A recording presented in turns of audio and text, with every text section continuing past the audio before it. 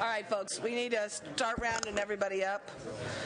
Get to the public safety before we all fall asleep here.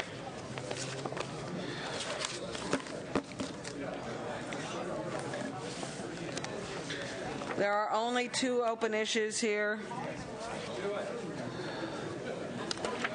I have no idea where my stuff is anymore. I'm so lost here.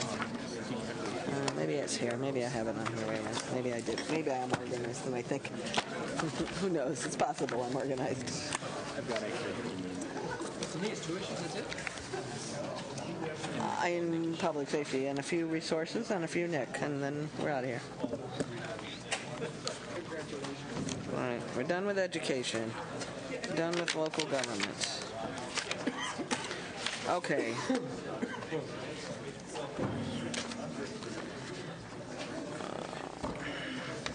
Public safety.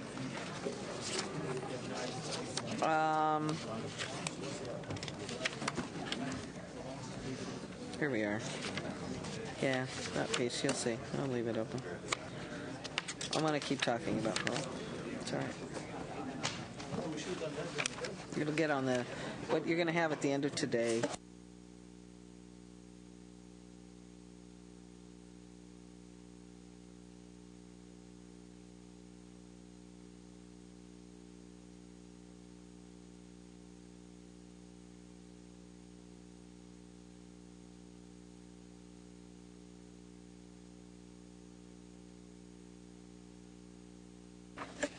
Okay. What we have, members, public safety. Are we back? Do we have a quorum back? We have a more or less a quorum back. All right. 2, 3. Okay. Public safety. We had everybody's been working for some time on variations. We talked about it 2 or 3 times earlier this summer on originally the governor's proposal for people under 3 years to serve their time locally, which seemed difficult for counties and to do, and so folks have been working on a restructuring proposal. It's been floated around in various versions. LEO, you want to give us the most recent version? Paul Golozewski with the Legislative Analyst's Office. The staff compromise proposal consists of a couple of different parts. First, as you mentioned, it consists of rejecting the governor's proposal to require that offenders sentenced to 3 years or less to state prison for 3 years or less spend their sentence in county jail. Secondly, there's the conforming issue from earlier, which you already voted on, which was a 0.5% vehicle license fee increase. That would be the revenue portion of this proposal. And it consists of 4 basic components. The revenues from the VLF would be given to counties to support these 4 purposes. The first is with respect to offenders sentenced for wobbler crimes. Wobblers are crimes that can be tried either as misdemeanors or felonies. And currently, every year, there are about 26,000 offenders sentenced to state prison for wobbler crimes. Under the compromise proposal, counties would be provided with the amount of funding that the state currently spends to incarcerate these offenders in state prison. And then counties would have the option, if they continue to send these offenders to state prison, they would have to reimburse the state for the cost. Or if they kept the offenders locally, then they would have funding to provide for local options, which could consist of jail, probation, or other community treatment programs. The proposal would take effect January 1st, 2011, and the staff estimate is that it would save about $375 million general fund in 2010-11, the budget year. And that corresponding amount of funding, the VLF funding, would be shifted to the counties. In determining the allocations, the proposal would look at historical commitments of wobbler offenders to prison by county to sort of determine how much each county should get. The second part of the proposal is a parole realignment project pilot. And this is a proposal that's similar to an LAO proposal, a longstanding LAO proposal. After state prison, nearly all inmates are placed on parole, typically for 3 years, and supervised by state parole agents. There's about 110,000 parolees, and about half of them are parolees who were in prison for wobbler crimes. And currently, there's a high return to prison rate for these parolees. Some estimates in the range of 60 to 70% of them return to prison. So the idea here would be to take wobbler parolees and have them supervised by county probation departments instead of state parole. In addition, in the counties, the courts would serve the same function that the Board of Parole Hearings currently serves regarding parole revocation decisions and determining the length and condition of parole. This proposal, as I mentioned, would not take effect until July 1st, 2011, so there wouldn't be any budget year impact. However, in the out years, there could be. The estimate included in this proposal is for $20 million in 2011-12, increasing up to $40 million. Now, since it's a pilot proposal, it would be limited to 4 counties, and it has not yet been determined which counties would be included in the pilot program. So the figures right now are sort of placeholder numbers based on 4 average counties, but depending on which actual counties were included in the proposal, that could affect the estimated savings. The third part of the proposal would be to shift payments that go to counties currently to support juvenile probation that were created as part of a juvenile realignment back in 2007 through SB 81. And currently, the state spends about $92 million general fund every year to support this realignment. And under the staff compromise proposal, this would be shifted to the VLF funding source. And the final part of the proposal involves about over a dozen local public safety programs that are currently funded by the 0.15% increase in the vehicle license fee that you enacted in February 2009. That's set to expire in June 2011, and under this proposal, it would continue to be funded under vehicle license fee, and that would save about $450 million starting in 2011-12. And one final part of this proposal would involve a reorganization of the Department of Corrections. It would remove what is currently the Corrections Standards Authority that's within CDCR, which is an organization that administers a lot of grants to local governments for public safety. It also does local jail inspections.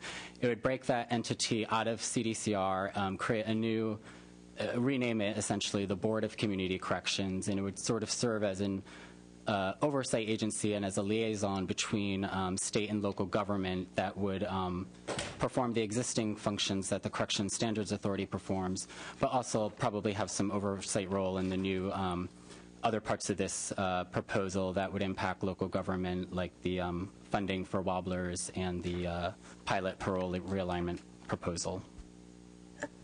We would redirect the corrections funding, law enforcement funding that currently goes to CalEMA back into that correction entity also for distribution. Things like Burn Jag. Federal funds that now go to CalEMA could go to correction standards to the new community board for distribution. But always part of it, I think. True. Anyway.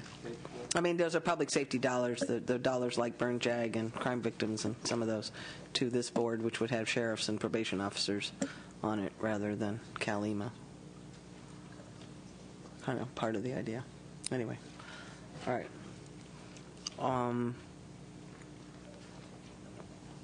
Discussion, number of questions, anybody?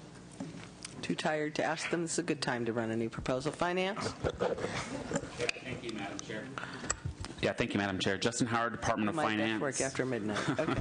Just a couple of points that I think we want to make is, First, in general, the concept of serving this type of offender population, these wobbler, low-level offenders at the local level, is something that the administration has put forth in the past, and it's not necessarily something we're opposed to. Same thing with dealing with certain parolees and treating them possibly on some type of probation or some type of county-run program. In fact, the administration was supportive of SB 678. Yeah, I was going to say, this is sort of the son of SB 678 in some ways. The notion here is felony probation on the back end as well as the front end. It's basically the same kinds of services and Correct. the same folks. But having said that, this plan is predicated upon a tax increase in order to fund the locals and provide the revenues, which the administration's position is pretty clear on at this point. Yeah, well, the administration proposal was funded based on a fund shift to the counties with no money. Well, our proposal did provide savings. Not to the half of the counties. savings, similar to the way SB 678 works, whereas as savings generated at the state level, we share that savings with the locals. So it would result in state savings, whereas this would be merely we would view this kind of as just a fund shift, enacting a new revenue stream in order to fund existing operations, whether that operation be at the local level or at the state level. Also, as it relates to the establishment of the Board of Community Corrections, we would note that pulling CSA out of CDCR and establishing them as their own separate department would likely result in additional costs, somewhere in the neighborhood of $300,000 to $500,000 for admin that would have to be set up, depending upon the level of workload any new additional workload that is required of them, that administrative cost could go up significantly. Also, we would note that before we consolidated CSA into CDCR, Right. they were reporting to the Youth and Adult Correctional Agency Secretary. It was because we had an agency. It's because we had an agency. So right now they are part of CDCR, who has a secretary and who they, in theory, kind of report to. That's the problem. This program. That would be the problem. Well, this program would establish them as a department without any reporting to any set line as they had in the past. So it would be changing something that we've done in the past. And it's unclear how that would work at this point, but it's something we would have to look at.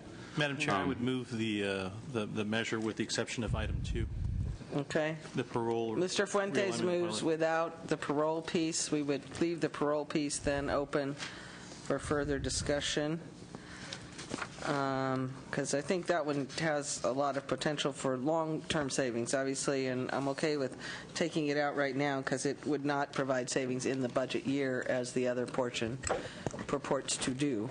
But I do think it's something we need to keep working on. It is similar to earlier proposals CDCR has had, LAO has had. It's, we've been doing things in this direction for a while. And it seems like with the felony probation there, with the reentry court starting, we have an opportunity to start to move this. That was the notion of a pilot. So we're happy to continue to talk to people to refine that further. But And having not seen any of the language for this, I mean, Yeah, I we do know have a all of lot this of other needs to be- concerns related to possible gaming of the Obviously, we always system by do. the locals, as well as how this would actually interact with SB 678. We believe Got it. that whereas the administration, when we proposed our 3 years or less, it was working in concert with the SB 678. We're not sure how this does that at this point in time. we kind of think it's the other way around. But yeah, okay.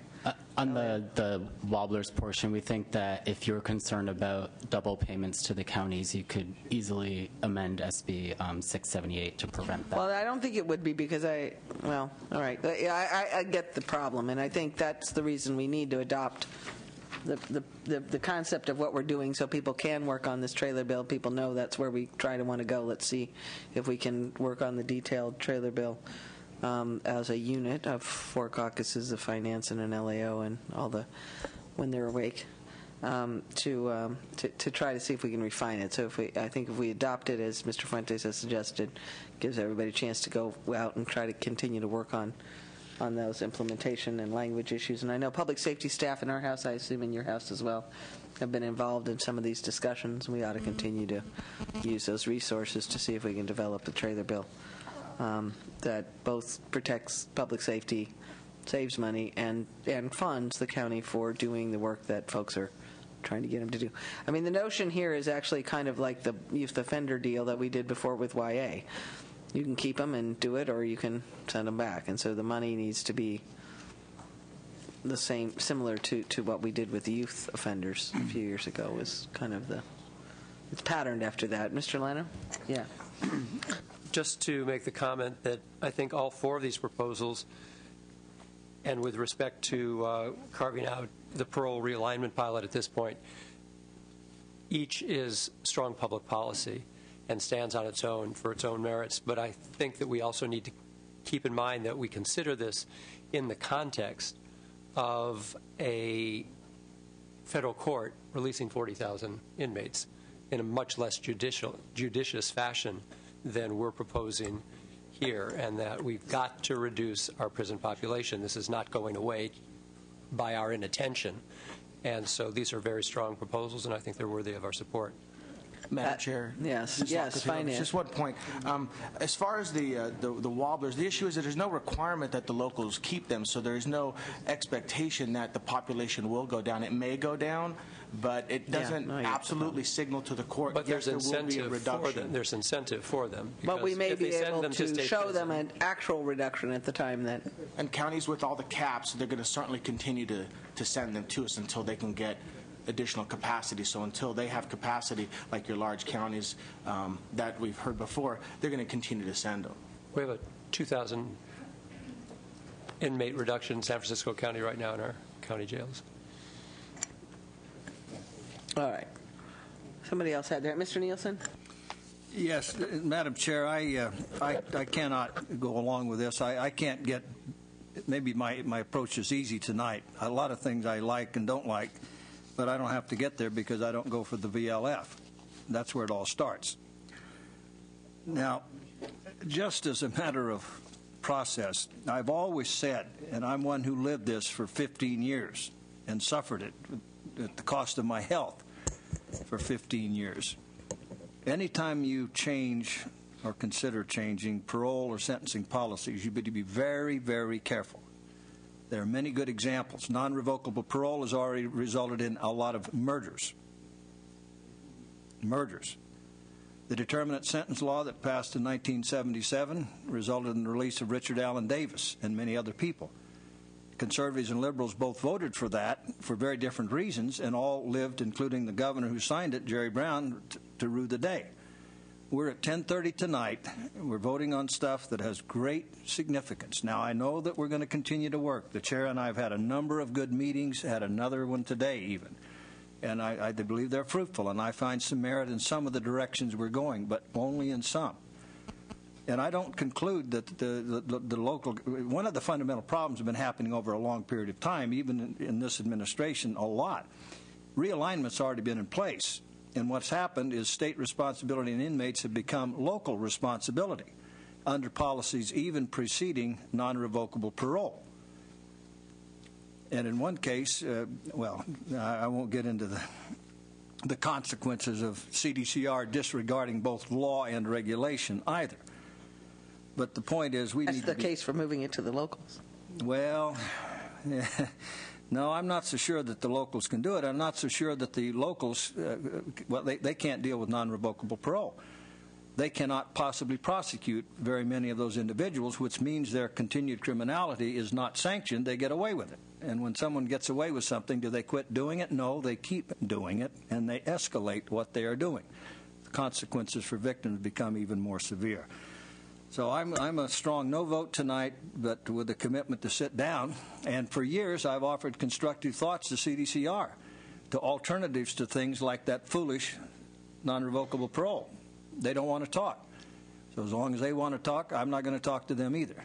But there has got to be a forum for some of us who know and care about this to sit down and reach a compromise. And I don't feel that I've had sufficient opportunity to incorporate some suggestions of mine into this picture, and therefore I'm a no vote. Okay. Well, we will hope to get everybody more involved as we move forward here.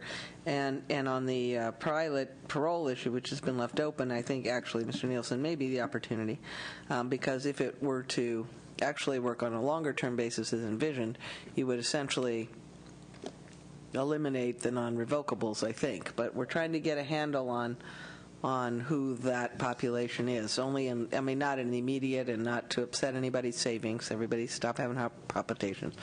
But over the long run, if you were to do this and you had the felony probation option with the court option, with local custody option for revocation, you solve some of what non-revocable parole was trying to solve. So, and I think it's some of the same population that are now being treated as non-revocable could be put in local custody, where flash incarceration, rather than expensive sort of return to prison incarceration, would be available as a sanction, and perhaps allow.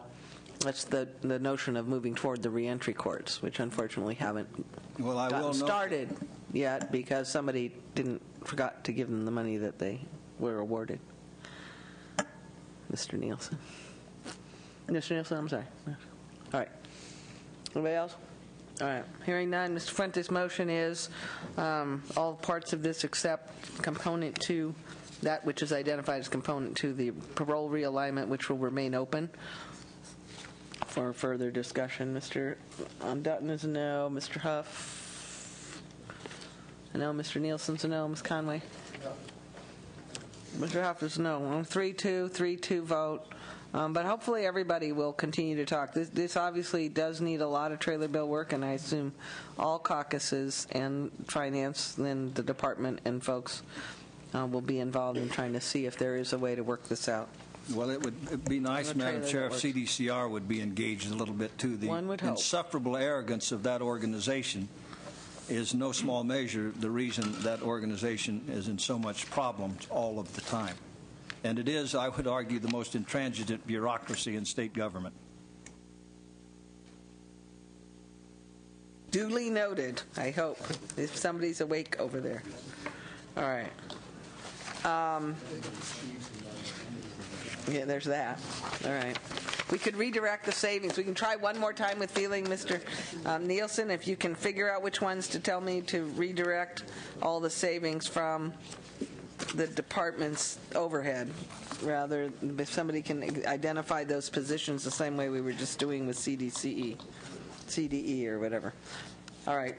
Youthful reoffender rehab services. Is there any objection to approving $200 million in lease revenue authority? $200 million is the apparent need that has been identified by counties who applied, as opposed to the $300 million the governor initially proposed. Page 11, public safety issue.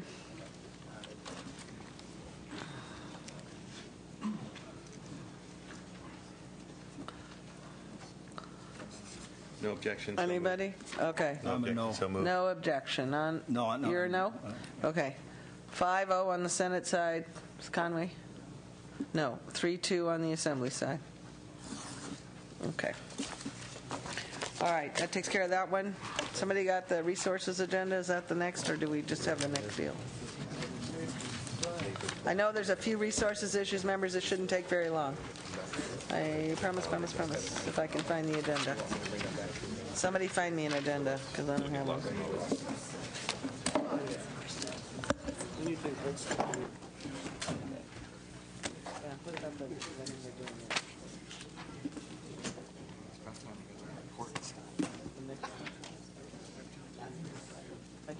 I don't have a resources agenda. Same thing with the original.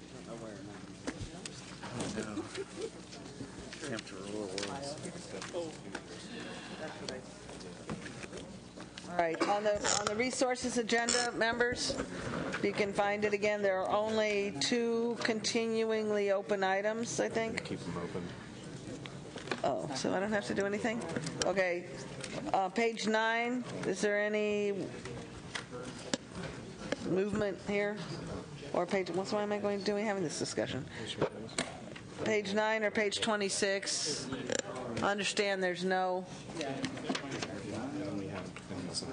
Okay, but that's this list. That's a separate list. What is it? Oh, the other issue was on page 33. There was the supplemental report language on the PUC to get them to enforce their existing regulations to support, to let communities in on community aggregation issues. I'm sorry, Madam Chair. The community aggregation issue at the PUC, the supplemental report language. What page are we on? Page 33 of the resources agenda. We approved the putting the positions back in at a lower level yesterday, but we had some supplemental report language that you wanted more time to review, if I recall correctly. Right. I guess I'm just sort of confused as how that fits in with the item. Well, because it was PUC. It's the only reason. It's pretty straight up. It's an open conference. It was PUC positions, and it was PUC's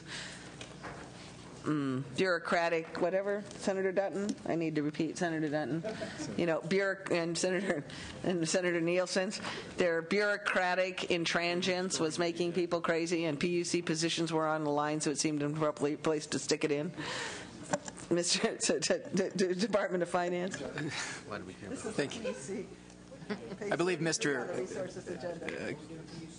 Yeah, we're trying. Ken DeRosa with the Department of Finance. I believe Mr. Nielsen's term was intransigent. Intransigence, that's it. I was trying to get the word. I couldn't get it out.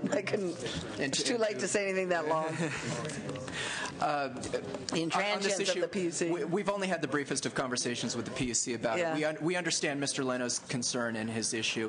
In talking with the PUC, we're willing to work with you to try and craft something that is workable to meet what you're looking for. I think there's some details in terms of what they're doing. Okay. On the surface, it seems like a substantive workload that may not get to what you're hoping for here, and so we'd like to work together. I am pleased to accept any offers of assistance, and I just want to say that my intent here is not in criticism of the CPUC, but to give them some additional tools, because I spoke with the chairman during this frustrating period when we were having trouble keeping an IOU in compliance of state law.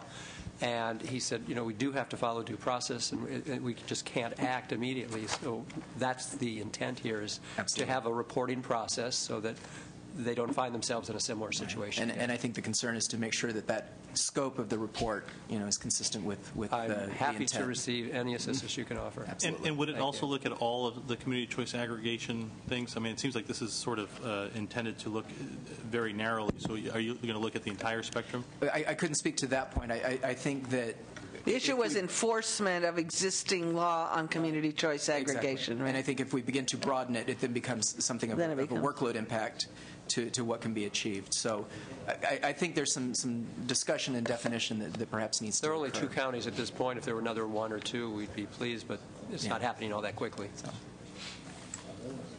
Okay. I mean, that was the issue. It's just that the PUC is trying to enforce this law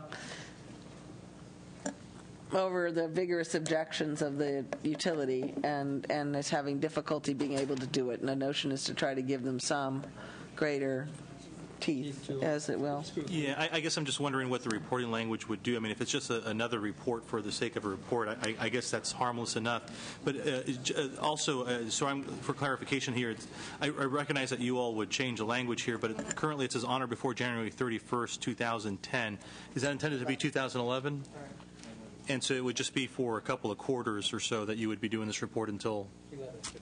Okay. Until next year's budget, I guess. Okay. It's January 30th. Yeah, give it till, so that during the budget process one might find out whether they're still,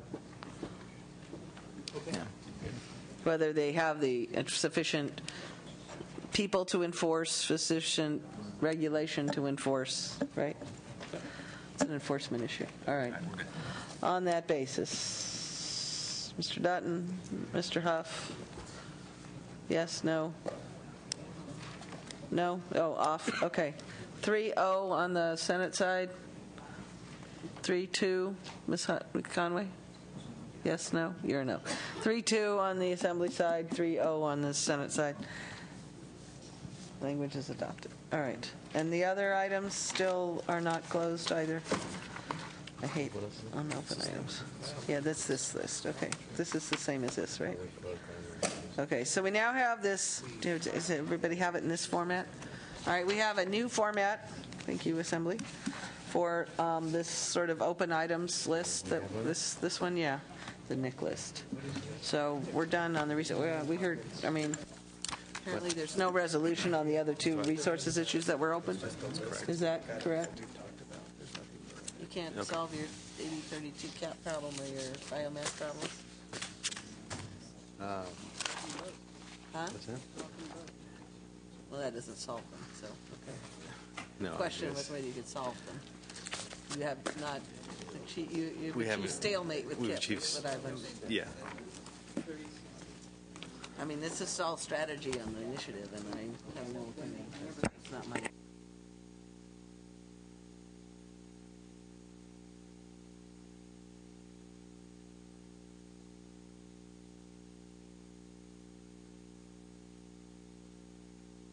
Right. Right. Page, yeah, there was another add-on, apparently, the AB 3632 item, staff advises.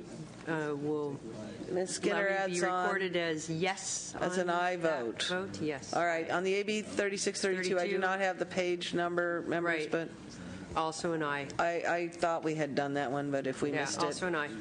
Ms. Skinner is an aye, that's 3232. Okay. All right, the NIC list, members.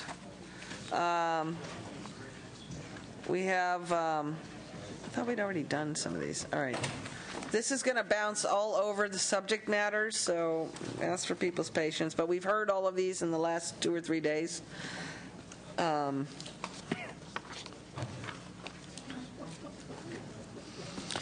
The first one is in the area of the judiciary. There was language, I believe, distributed yesterday, the trailer bill language on the AOC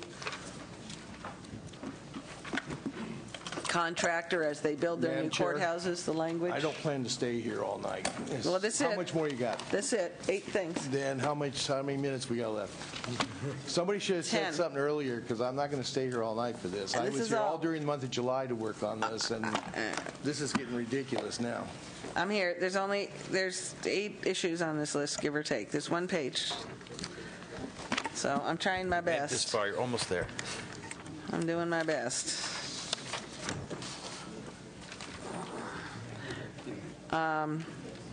These were all the issues that we discussed yesterday, members, that folks asked to leave open for a variety of reasons. So that's the only ones that we have left.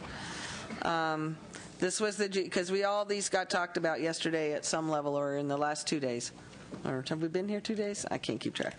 Anyway, this is the pilot program for the court construction that would give bonus points for those subcontractors who have health insurance. That reflects an MOU that the AOC has reached and wanted codified. Is there any objection, Mr. Neal? Well, You're no. Madam Mr. Chair, Nielsen? very strong no. This totally constricts very scarce court funding. It's going to now be eaten up in ways that will not give us facilities. And then we're going to have to keep passing more and more bonds. This is a very poor Actually, direction. on this one, I can't imagine somebody that's bidding on this big a contract that wouldn't have health insurance for their employees. I'm not sure there's any cost.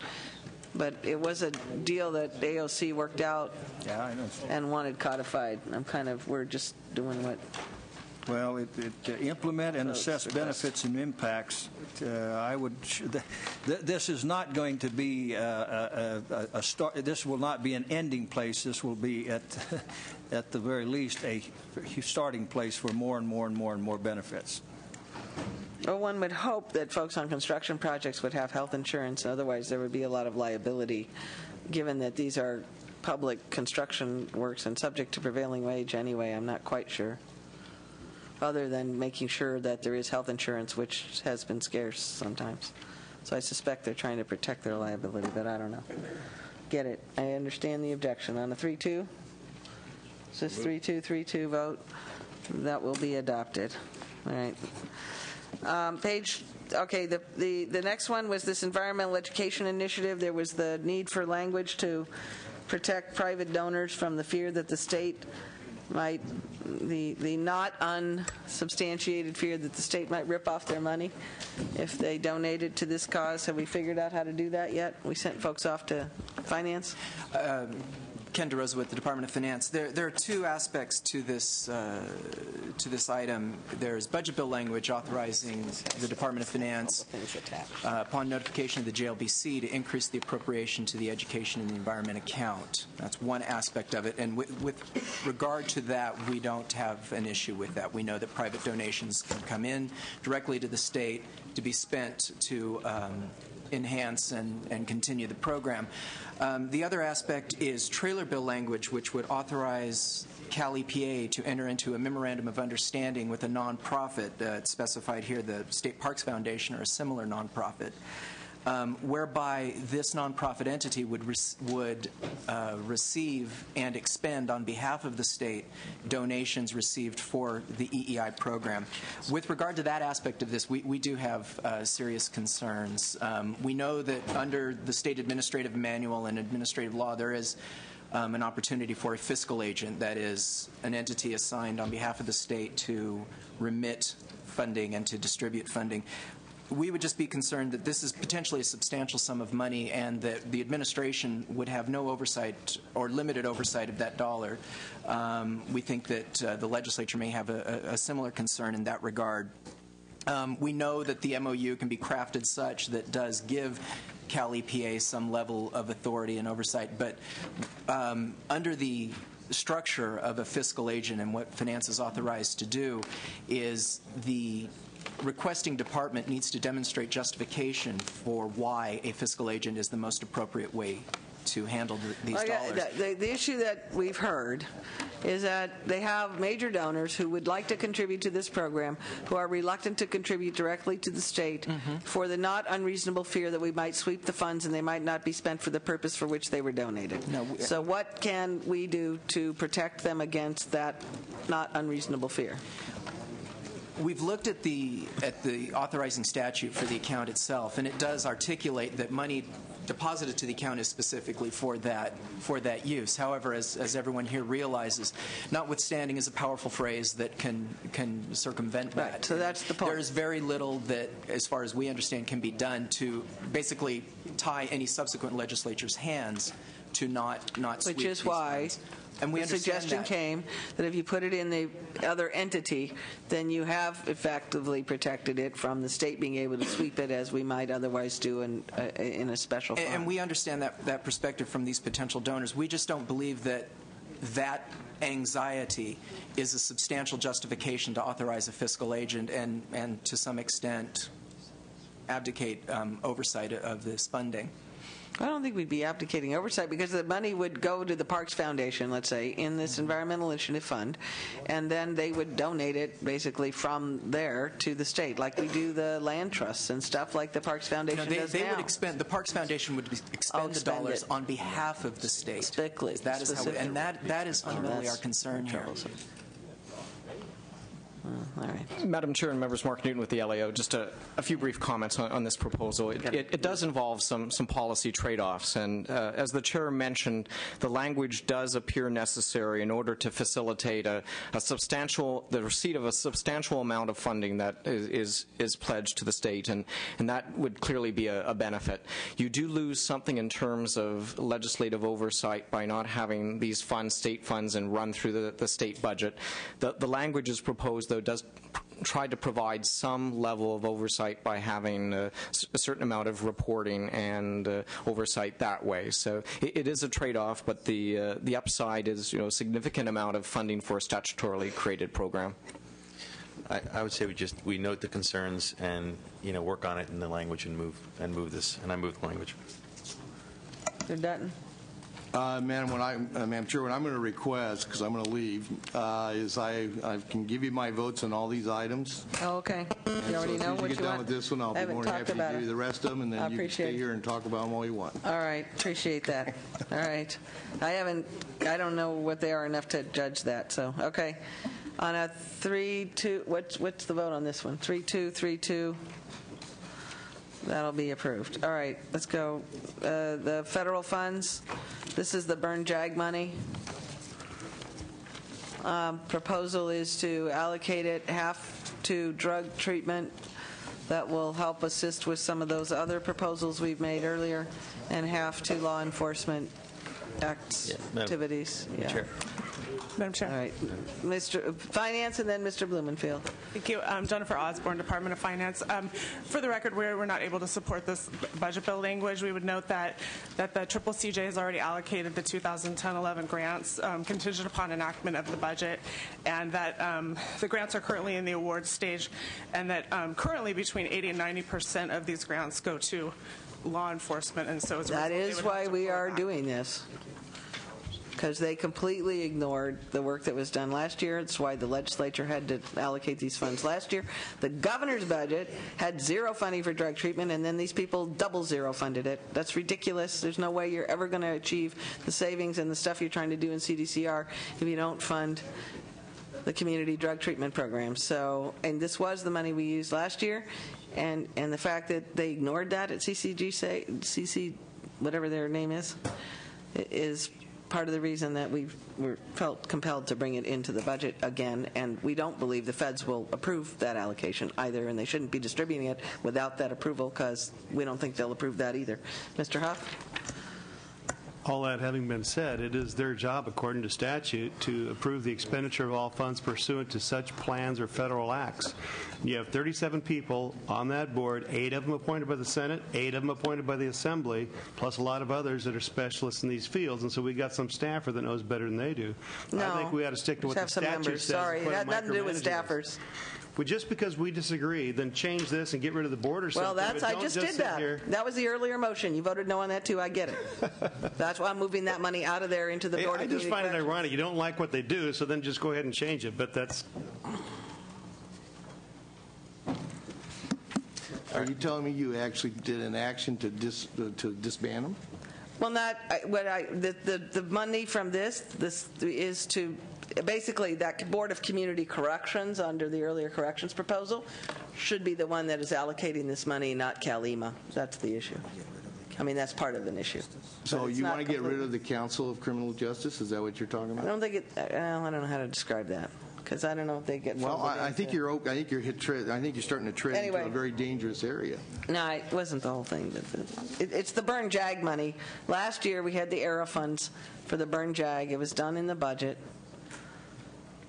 And the fact is that they completely ignored, all of what was done last year, and some of these programs and the governor's not funding them in his general fund, and then where we have federal funds that are available to backfill for the governor not funding them, they're not funding it there either. And I think that it just seemed way overweighted. Toward programs which are funded versus programs which are not funded. Maybe I can make one small clarification. I don't know that this changes anything, but they did the funding from last year was to be kind of expended over a 2-year period, though. So I think that they at least would maybe make the argument that for the budget year they're still. In the felony probation deal, there is, but not in OTP and not in drug courts. Okay. I don't know. I understand the concern. Mr. Dutton, I don't want to be dismissive of that, but it's just very frustrating when folks completely ignore discussions. I mean, it's the same thing you're complaining about with the health people. And Madam Chair, on this, on this one, we agree that the funding should be split more equitably between treatment and prevention and suppression programs. Just one point I wanted to note is as staff works out the final details, we want to ensure that a portion of the funding, maybe $1 million, be dedicated to actually community prevention programs, maybe one in Northern California, one in Southern California. No, that's a good idea. I thought juvenile or just prevention. Prevention, yeah. Right. All right. That said, I get it. I don't know. Maybe you know more about the CC. I don't even know who the CCCJ people are, so that's sort of part of my It might be problem. helpful Mr. if Fuentes? staff can give us some of the history here, because it's my understanding that this group sort of fell into CalEMA by default because legacy organizations have gone away. So I think this action to actually find a new home for it makes an awful lot of sense. Well, that's the point. Yeah. Here's the list. Attorney General, all these guys.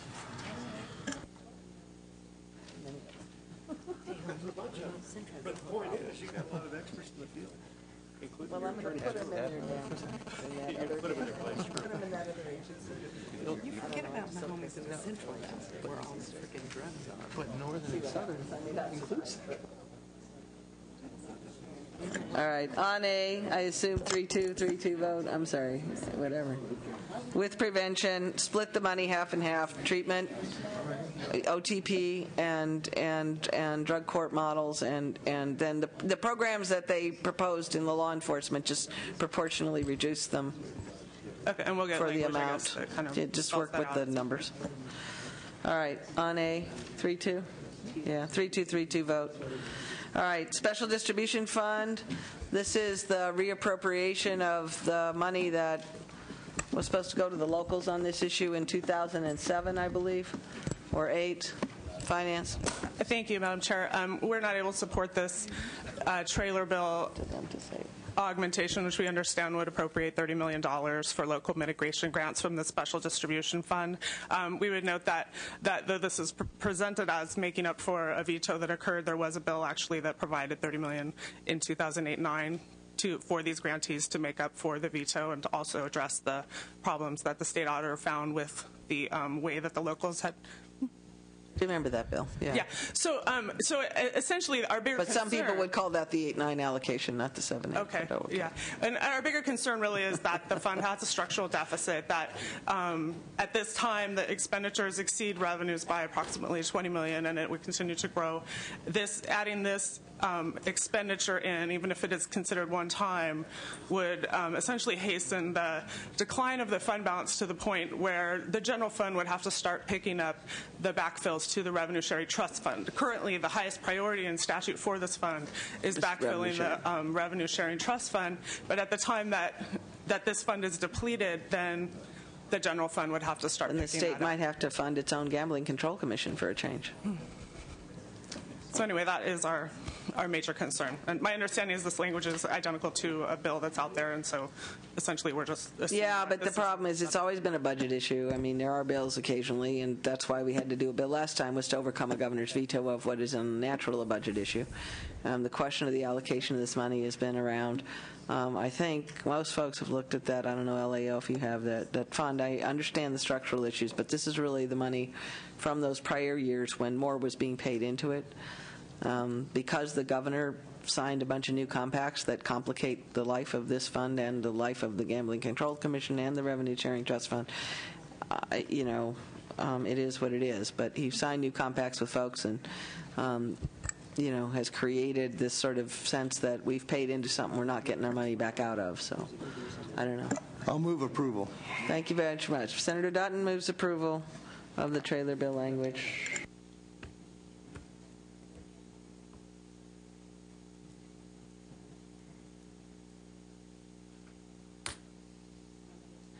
Without objection? Without objection, be approved. 5050. All right. 2, Secretary of State. Finance, did you get your information from the Secretary on the business program we discussed yesterday? This was held open so Finance could make sure they got information from the Secretary of State's office. John Fitzpatrick, Department of Finance.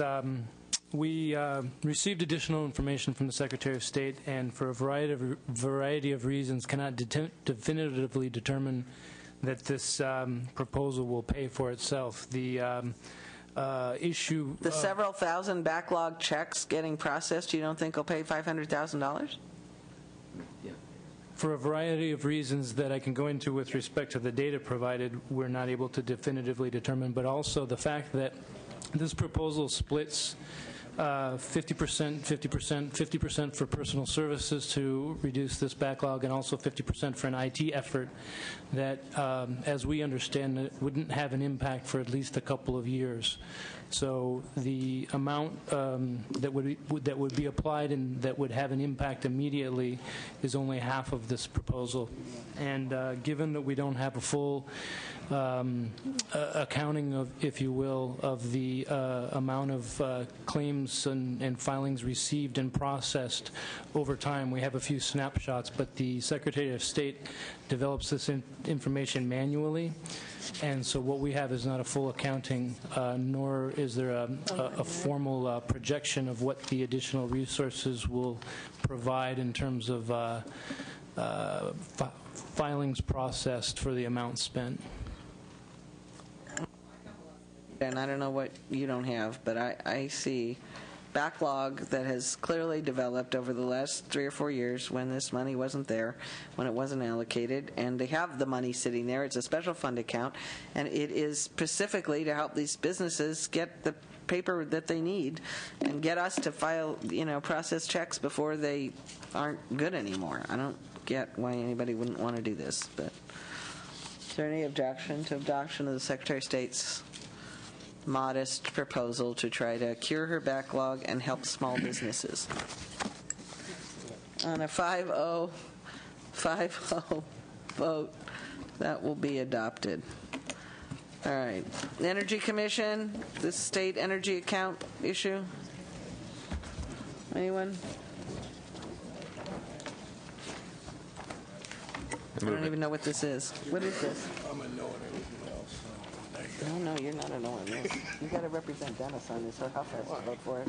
This is a deal. This is Dennis. You're a leader. You're an OHV guy. Well, you got to vote with Dennis then. Tell him he's got to vote with Dennis. What's the state energy? Somebody? Finance? LAO? Yes, Madam Chair. This issue concerns a proposal to extend the sunset. Oh, this is the PACE issue. No, this is a different issue. This is extending the sunset date for 2 energy-related loan programs. One is the Energy Conservation Assistance Account, and the other is the Local Jurisdiction Energy Assistance Account. Both programs have ongoing loan demands, but would sunset under current law January 1, 2011. So the proposal is to extend the sunset date for the Energy Conservation Assistance Account for 2 years and the Local Jurisdiction Energy Assistance Account for 5 years. Just make one point for the committee's knowledge that the Energy Conservation Assistance Account was seeded with general fund money. So upon the sunset date, the loan repayments would revert to the general fund. So there is a general fund consequence of extending the sunset date on the first account. The second account, the Local Jurisdiction Account, is funded by federal funds. So there's no general fund connection with the extension of the sunset date. All right, Finance. Thank you, Madam Chair. It's our understanding that the Energy Commission had pursued legislation similar in concept to what this trailer bill is intended to do, and as such, knowing only the concepts that are presented here, I think we would generally be supportive of it. We would want to see details as far as how. I think we were trying to just extend a sunset long enough for somebody else to have this policy discussion later on. And right? that is our understanding as well, that there is policy legislation in play. That might be pursued later, but this would just extend sunsets long enough to allow the programs not to. Correct, and we just want to ensure that they're consistent with what the Energy Commission had proposed to do with the program. Agree. All right. With that caveat, Ms. Skinner moves adoption of the proposal as presented. Is there any objection? I forget. Mr. Dutton's a no. Mr. Huff's a no. Nielsen's a no. Ms. Conway is a no. 3-2 vote. That will be adopted. All right. The Parks Department, Freeman acquisition. This is trailer bill language. It should be, everybody's got it, I think. This was the Parks Department has resolved an internal conflict between the OHV division and the Parks division to divide management of several large parcels of land near Anza Borrego and Ocotillo Wells. This would codify what is perceived to be an agreement which has been reached between the managements of the park. Is that fair? Finance? Yes, Madam Chair, Rob Schladel for the department, and Parks indicates this would be consistent with their plan. Yeah. All right. This is the Parks deal. Anybody? Mr. Huff is an aye. Mr. Dutton is a no. All right. On a 4-1 vote on the Senate side, a 5-0 vote on the Assembly side. That will be adopted. Page 40, there is a list, members. Has everybody seen all of the finance? These reappropriations, these were all, somebody's rechecked this list and made sure these were all existing deals. I heard Parks and folks were looking at it. Yes, these are all existing projects, and we're working on the language with the consultants to make sure everything is technically accurate. All right, I think they all got, they were appropriated in prior budgets. They just haven't been able to spend them, either the bonds issue or something got in the way. And in most cases, they're and we underway. believe they still exist and they still can spend them. I think that's the only thing to double check on, right? Yes. Okay. With the assorted departments, Mr. Blumenfield moves adoption of the reappropriations list. This is all Parks reappropriations, everybody. Mr. Huff is a no. Mr. Dutton's a no. 3-2 on the Senate side, 5-0 on the Assembly side. That'll be adopted. All right.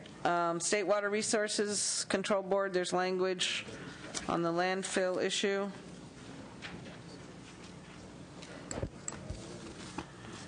Page 7.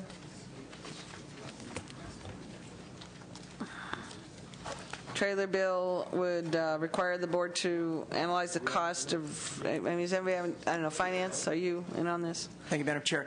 We've seen the concept. We have yet to see the actual language. We would desire to make some sort of technical changes to what's presented here. Instead of a January 1, which I believe is intended to be 2011. January 30. This is the January. Perhaps a March 1, 2011, to provide the board some time to develop this analysis. The billing process in the second half of the year is not an issue for the Water Board. That can be accomplished. However, we'd ask that this be characterized as a one-time item in terms of billing in the second half of the year, because if it needs to be that the fee continues, we would ask that it be part of the regular billing process, and similar to the reporting requirement that's asked, an annual reporting or a one-time reporting requirement instead of an ongoing one. Done. Motion. Mr. Lowenthal moves to adopt the language as amended by Finance. Is there any objection? Were any of these items actually heard?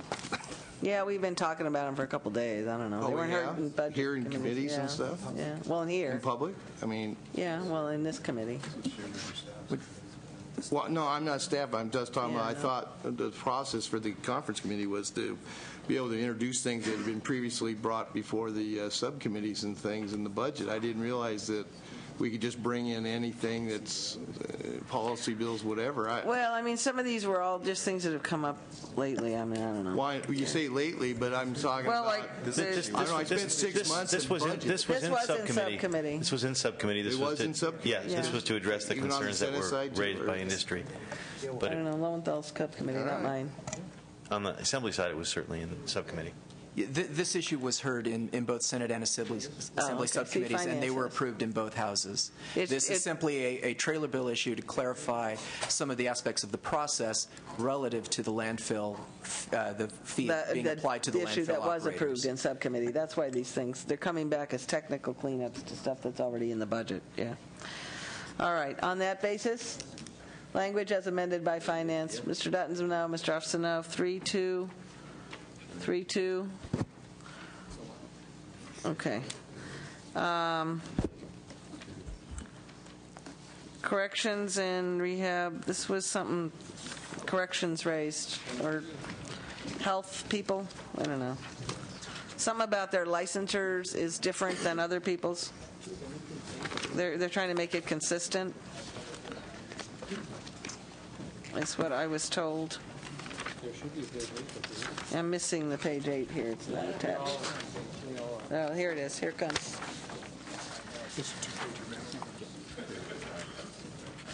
All right. I think they're trying to make clinical social worker licensing for folks in the prisons consistent with clinical social worker licensing for other folks. Apparently become a problem of people being able to stay where they are. I don't know, Finance or LAO? Yeah, Madam Chair, Zlatko Theoris, Department of Finance.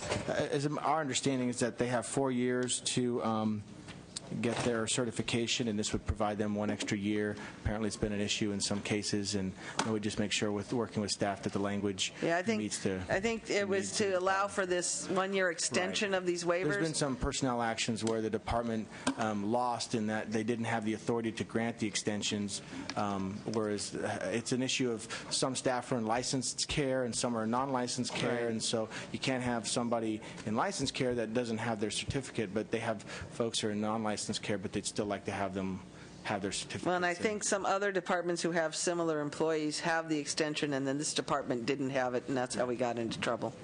So we'll make sure that the language works. All right.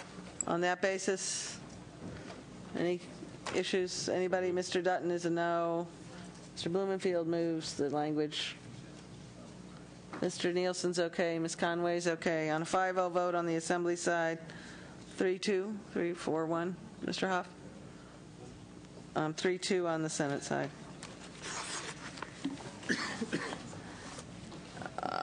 And this redevelopment agency issue, from the money we borrowed or didn't, some folks couldn't pay it back. They're trying to get payment plans so that we could actually get the money, because if we don't let them collect their money, they'll never be able to pay it back. Is sort of the theory on this one, I guess. I don't know. Mr.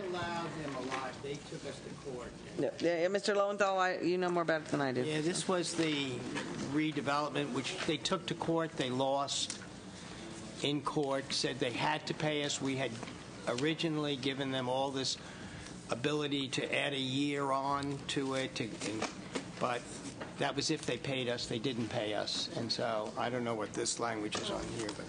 But Ms. Skinner? Yes. They're under the legislation that the budget bill we did last year. It stated that jurisdictions, it gave some language around passing a resolution for if they needed payment plans and such. Right. Many of the ones that sued the state didn't do that. So they basically waived. They sued the No. A lot did. Okay. So this language is very narrow. There are, I'm not sure the number, but it's a pretty small number of jurisdictions, maybe as low as 4, that at the same time this occurred, experienced across the board property value reductions in their redevelopment areas of 20% and higher. So that basically their tax increment financing was wiped out. So, and they had passed resolutions following the statute indicating the, a need for a payment plan. But because of the lawsuit, all that stuff got knocked out. So what this would do is just allow for that small number of jurisdictions in that circumstance of the big property value drop, and who had, took the proper step to pass that resolution to be under a payment plan. So that will at least get our money back. Yeah. No. Maywood, I don't think, is one of them. I hope not. Is it? Yeah. No, because Maywood did not pass a resolution. No, Maywood didn't. I then looked into it. Maywood did not pass a resolution, so they would not be eligible. Okay, so who is? There was Maywood was one of the cities when staff looked at which jurisdictions experienced that kind of drop in property values, it was one that did, but they did not pass a resolution, so they're not eligible. Well, they've disbanded as a city, I think, last time I looked, so wasn't it?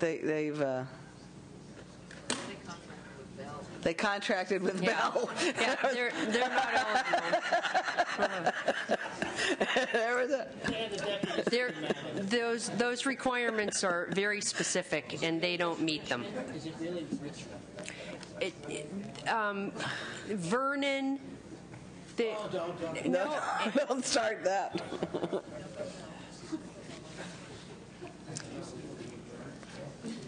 As far as I could tell, Richmond was the only one that met all the requirements, but I couldn't do enough research to completely affirm that. But the language is restrictive enough that they would have to meet all those criteria, and Maywood does not.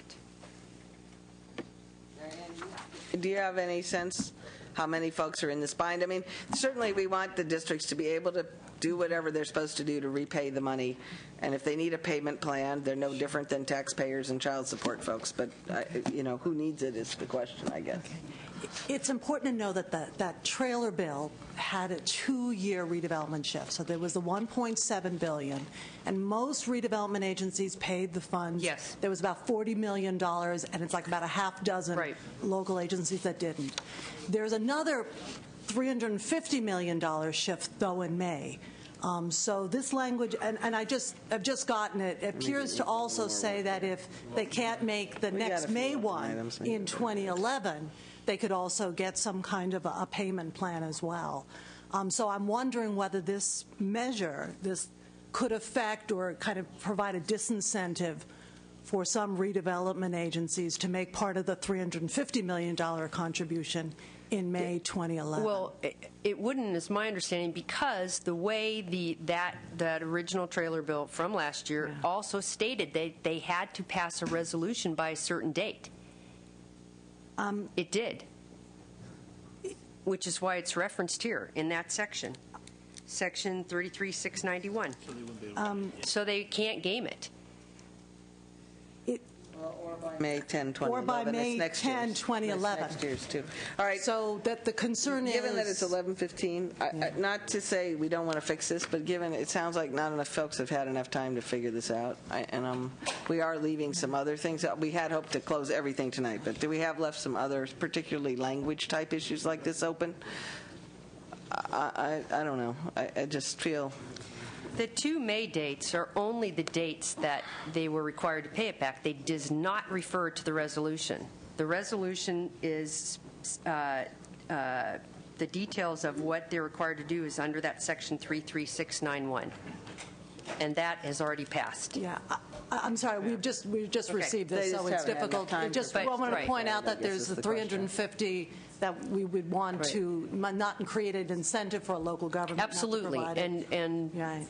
And there's also provisions in here regarding county obligations regarding the payment plan, and the payment plan being 30 years, and that 30 years could be beyond the life of some of these redevelopment agencies, the continued life of them. So those are some of the factors. If we don't know the redevelopment agencies, conceptually people aren't having a problem with this. Just the technical, just let them vet it. We can make it specific to Richmond if that's... No, but I think they just need to technically make sure it does all of these things that everybody wants it to do. I don't think anybody objects to the concept, particularly finance. They might. I think we have some of the same concerns that the LAO. Obviously, we've been so it sounds like it's fixable. It's just a matter of finding out what you do. The reason we, I think, would object to it, even if it was only applicable to Richmond, which obviously has a very serious problem, but if you give them this relief from the so-called sanctions, that means they're now spending the money that they still have on new redevelopment projects and staff, which means they will not have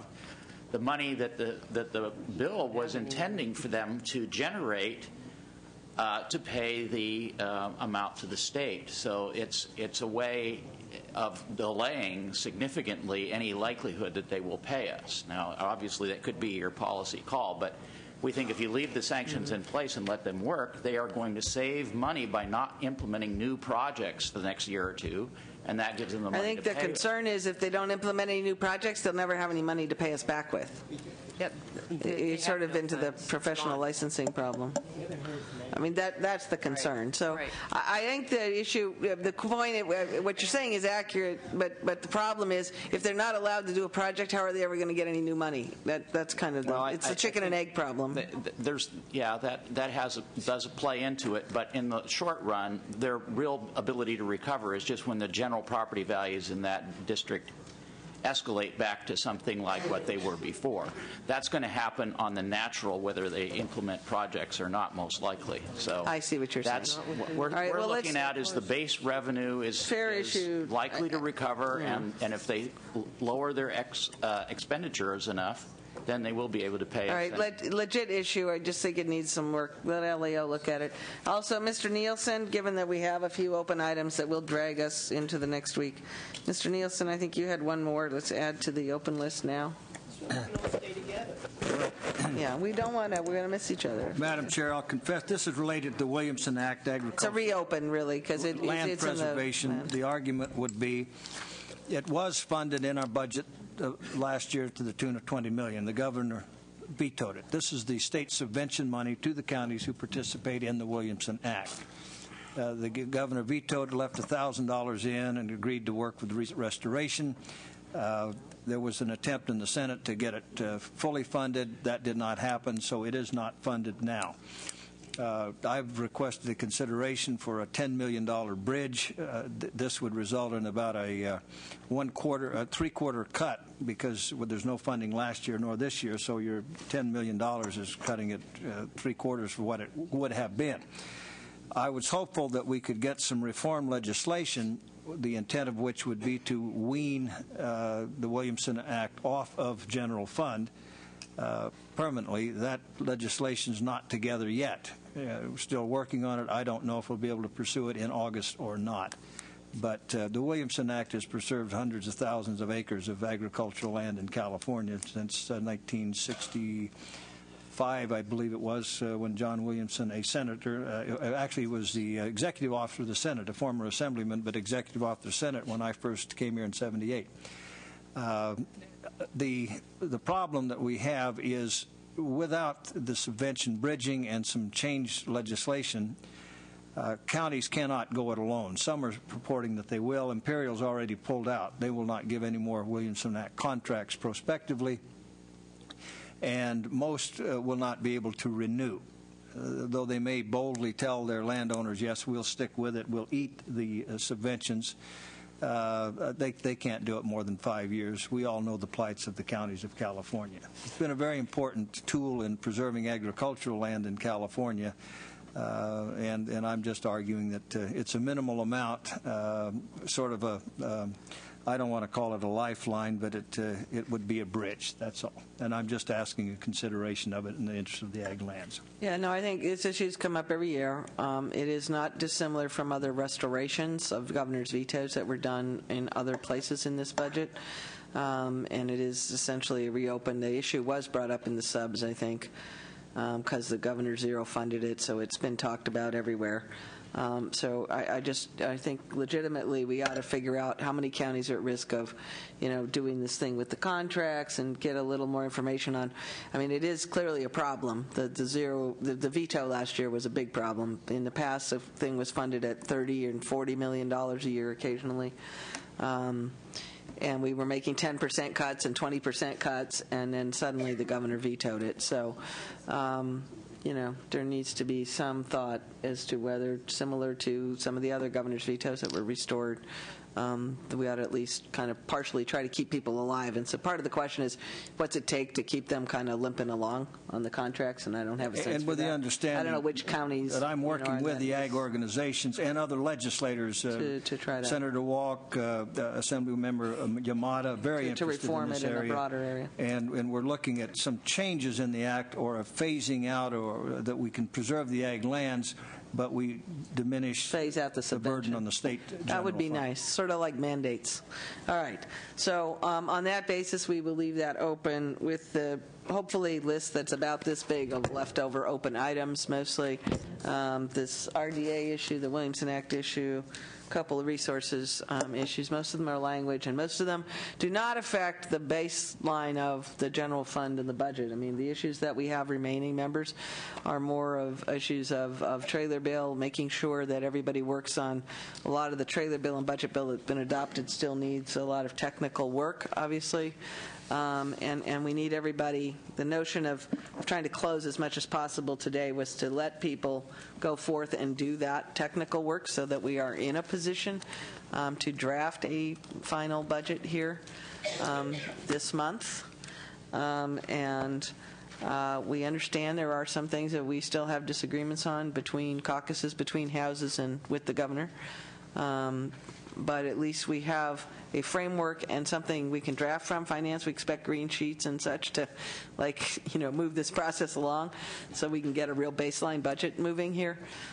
We've cleaned out a lot of stuff, and I think we will have a base budget if folks can do that work this weekend. So I apologize for keeping everybody here till 11:30, but it's worth it if you don't see us again for 3 days, I promise.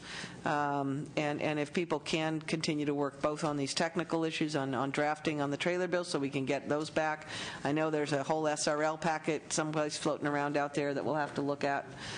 There are these remaining issues, and Senator Dutton, there may be a few more that come up. These departments keep coming up with these little stray jobbies. But, Mr. Blumenfield? Yeah, Madam Chair, I recognize we're not completely done with the process. We have a few extra things we're going to be meeting on and vetting some issues, but I want to just take a very quick moment to compliment you on getting us through this process with such professionalism and knowledge, and just to thank you for doing it. You've just been remarkable, and it's amazing that we've gotten to this point with your leadership. So thank you very much. I'll be happier when we get a real budget, but okay. Understood, but it's if I can go home in September, everybody will be happy. No, thank you very much. I appreciate I'll have everybody's my cooperation. list for you tomorrow. Okay? I appreciate that. Thank you very much. All right, I appreciate that. All right, thank you very much, folks, and I do appreciate the cooperation and everybody's patience through this week. We'll adjourn for a while and hope we can see some more constructive dialogue over the weekend.